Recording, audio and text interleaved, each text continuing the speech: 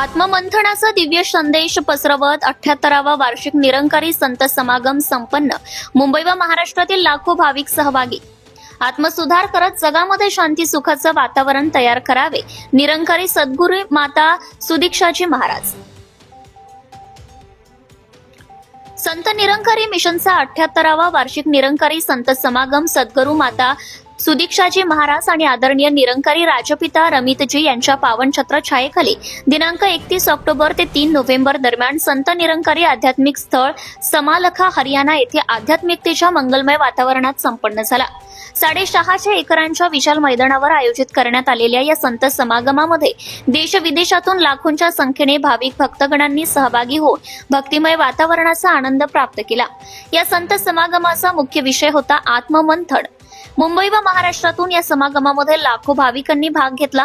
त्यामध्ये हजारोंच्या संख्येने सेवादल, बंधू भगिनी आणि अन्य सेवादार भक्तांचा देखील समावेश होता। त्यांनी समागमाच्या विविध सेवांमध्ये आपले महत्त्वपूर्ण योगदान दिले।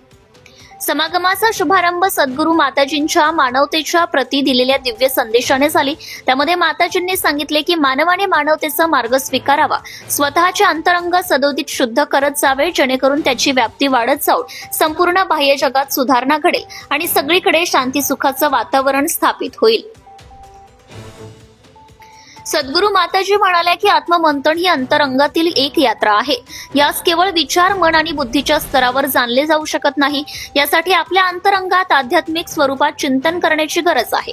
प्रत्येक मानवाच्या अंतःकरणात आणि बाह्य जगात एक सत्य निवास करते, जे स्थिर आणि शाश्वत आहे। हे सत्य प्रथम जाणले पाहिजे। जेव्हा मानवाला प्रत्येकाच्या अंतरंगातील या सत्याचे दर्शन होईल, तेव्हा त्याच्या मनात प्रत्येकाविषयी प्रेमभाव उत्पन्न होईल।